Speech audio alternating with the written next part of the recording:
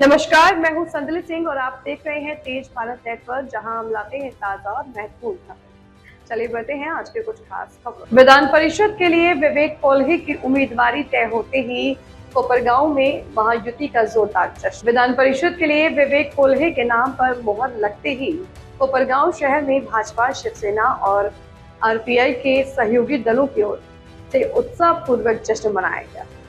इसी दौरान शहर के छत्रपति शिवाजी महाराज स्मारक तथा भारत रत्न डॉक्टर बाबा साहब अम्बेडकर स्मारक पर कार्यकर्ताओं ने अभिवादन किया।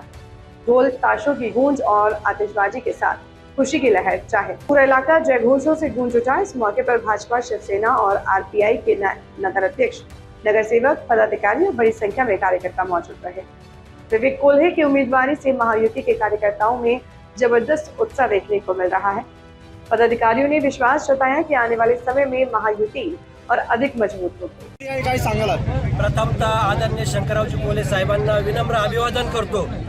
देशाचे पंतप्रधान मोदी साहेब, शहा साहेब, त्याचप्रमाणे भारतीय जनता पार्टीची कोर कमिटी, महाराष्ट्राचे लाडके मुख्यमंत्री फडणवीस साहेब, गडकरी साहेब, त्याचप्रमाणे बावनकुळे साहेब, महाजन साहेब, सर्व भारतीय जनता पार्टीचे प्रदेशच्या पदाधिकाऱ्यांचे आणि कोर कमिटीचे मी विशेष अभिनंदन करतो की कोल्हे कुटुंबियांनी केलेल्या त्यागाला त्यांनी जो दिलेला शब्द पाळला।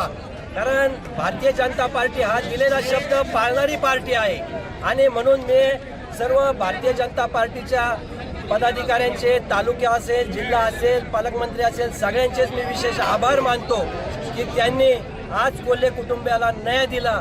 त्याबद्दल सर्व नागरिकांच्या वतीने मी त्यांचे आभार मानतो आणि पुन्हा एकदा विवेक भैया कोल्हे यांना भावी वाटचालीस सर्व नागरिकांच्या आणि सर्व भारतीय जनता पार्टी, शिवसेना या सर्व आरपीआय यांच्या वतीने मी त्यांच्या भावी वाटचालीस खूप खूप शुभेच्छा देतो।